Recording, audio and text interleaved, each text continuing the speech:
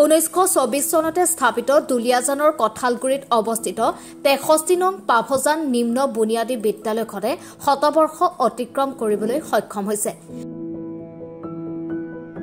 ডিব্ৰুগড় জিলাৰ টেঙাখাত শিক্ষাখণ্ডৰ অন্তৰ্গত 63 নং পাভজান নিম্ন বুনিয়াদী বিদ্যালয়খনে গৌৰৱোজ্জ্বল ইতিহাস সুঁৱৰি বিদ্যালয়খনত শতবাৰ্ষিকী উদ্বোধনী অনুষ্ঠান অনুষ্ঠিত কৰে। এই উপলক্ষে বিদ্যালয়খনত পুৱা পতাকা উত্তোলন আৰু স্মৃতি তৰ্পণৰ পিছতে বিদ্যালয়খনৰ ছাত্ৰ-ছাত্ৰী শিক্ষক-শিক্ষয়িত্ৰীসকলৰ উপৰিও প্ৰাক্তন ছাত্ৰ-ছাত্ৰীসকলে বিদ্যালয়ৰ পৰা বাৰেৰহণীয়া সাংস্কৃতিক শোভাযাত্ৰা উলিয়ায়। এই শোভাযাত্ৰাত বিদ্যালয়খনৰ কণ ছাত্ৰ-ছাত্ৰীসকলে জাতিৰ পিতা মহাত্মা গান্ধী, জৱাহৰলাল নেহৰু, কনকলতা, শ্বহীদ কুশল কোঁৱৰ, নবীন চন্দ্ৰ বৰদলৈৰ ভেষ প্ৰদৰ্শন কৰাৰ লগতে বিদ্যালয়ৰ প্ৰাক্তন ছাত্ৰ-ছাত্ৰীসকলে বিহু নৃত্য, সোণোৱাল কছাৰীসকলৰ লেচেৰি নৃত্য, চাহ জনগোষ্ঠীৰ ঝুমুৰ নৃত্য আৰু দিহা নামেৰে ৰাজপথ শুৱনি কৰি তোলে। মই এই বিদ্যালয়খনৰ এজন প্ৰাক্তন ছাত্ৰ হিচাপে মই আজি সঁচাকৈ গৌৰৱ অনুভৱ কৰিছোঁ, কিয়নো এই বিদ্যালয়খনত মই 1967 চনত এই বিদ্যালয়ৰ প্ৰাথমিক পৰ্যায়ৰ শিক্ষা লাভ কৰিছিলোঁ আৰু এইখন বিদ্যালয়ে আজি 100 বছৰ সম্পূৰ্ণ কৰিছে। গতিকে মই প্ৰাক্তন ছাত্ৰ হিচাপে গৌৰৱ অনুভৱ কৰিছোঁ যে এই বিদ্যালয়খনে প্ৰায় 173 জন ছাত্ৰ ছাত্ৰীয়ে আমাৰ এই অঞ্চলটোত মানে এখন জাকত জিলিকি থকা এখন বুনিয়াদী বিদ্যালয়।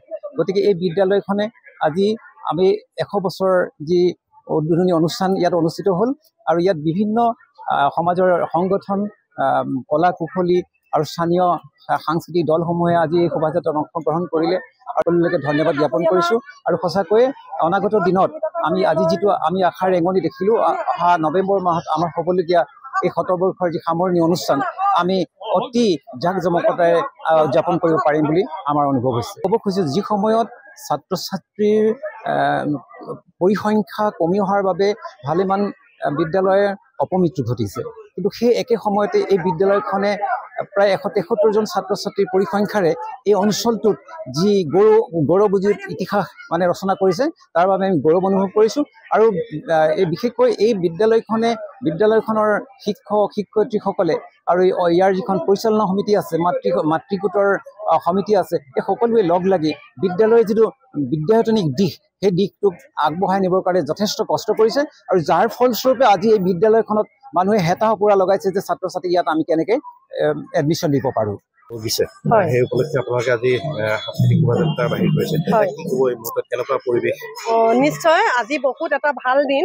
বিশেষকৈ 1924 চনতেই 63 নং পাভজান নিম্ন বুনিয়াদী বিদ্যালয়খন স্থাপন হৈছিল আৰু তাৰ পৰৱৰ্তী সময়ত বিভিন্ন সুখ আনন্দৰ ঘাট প্ৰতিঘাতৰ মাজেৰে আহি আজি 100 বছৰ ধৰি দিছে। আৰু আমি মূল অনুষ্ঠানটো নৱেম্বৰ মাহত অনুষ্ঠিত কৰিম, 8-9 তাৰিখে। আৰু তাৰ উপলক্ষে আজি এটা উদ্বোধনী অনুষ্ঠান অনুষ্ঠিত কৰি আমাৰ যি মূল পতাকা, এই পতাকাখন আমি আজি শুভ উত্তোলন কৰিলোঁ আৰু স্মৃতি তৰ্পণো কৰিলোঁ। আৰু তাৰ পিছতে আমাৰ যি সাংস্কৃতিক শোভাযাত্ৰা, মূল কাৰ্যসূচী সাংস্কৃতিক শোভাযাত্ৰা, আমি আজিৰ দিনটো বিশেষ কাৰ্যসূচী, এই কাৰ্যসূচীৰ সমাপন কৰি আমি সকলো ৰাজ্যকে এটি পিতৃভোজৰ আয়োজন কৰিছোঁ। তাৰপিছতে আমাৰ আজিৰ দিনটো সামৰণি পৰিব আৰু অহা কালিলৈ পৰা পুণ্যদ্ৰমে শতবৰ্ষ উদযাপনৰ যি উদযাপন কমিটি আছে, সেই উদযাপন কমিটিয়ে সমাৰোহ আয়োজন কৰাৰ কাৰণে যিখিনি কাম কাজ, সেই কাম কাজখিনি পুনৰ আৰম্ভ কৰিব। হয়, আমাৰ ইয়াতে আছে আমাৰ এই উদযাপন সমিতি, তাৰপিছতে আছে আমাৰ বিভিন্ন থিমবিলাক। আমাৰ ছাত্ৰ-ছাত্ৰীসকলে, স্কুলৰ ছাত্ৰ-ছাত্ৰীসকলে কনকলতা, নবীন চন্দ্ৰ বৰদলৈ, কুশল কোঁৱৰ, মহাত্মা গান্ধী, জৱাহৰলাল নেহৰু এটা থিম লৈ তেওঁলোকে আগবাঢ়িছে। তাৰপিছতে আছে প্ৰাক্তন ছাত্ৰ-ছাত্ৰীসকল, তাৰপিছতে আছে আমাৰ টুইনিং স্কুল, যি বন্ধুত্ব বিদ্যালয়ৰ ছাত্ৰ-ছাত্ৰী আৰু অভিভাৱকসকল। তাৰপিছতে আছে আমাৰ লেচেৰি দল, সোণোৱাল কছাৰী মূল যি লেচেৰি দল আছে। তাৰপিছতে আমাৰ ঝুমুৰ আছে, তাৰপিছতে লাখি নৃত্য, তাৰপিছতে আমাৰ দিহানামো আছে আৰু আৰতীসকলৰ পানী তোলা আৰু বিয়া নামৰ এটা থিমো আমাৰ ইয়াত অংশগ্ৰহণ কৰিছে। আৰু আজি প্ৰাক্তন ছাত্ৰ-ছাত্ৰী বহুতেই ইয়াত অংশগ্ৰহণ কৰিছে।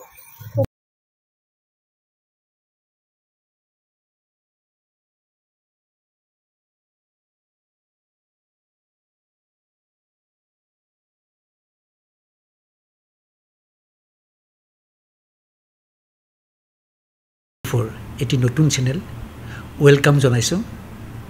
এটাই কথা ক'ম নিৰ্ভীক নিৰপেক্ষ আৰু নিস্বাৰ্থভাৱে কাম কৰক আমি সদায় আপোনালোকৰ লগত আছোঁ ধন্যবাদ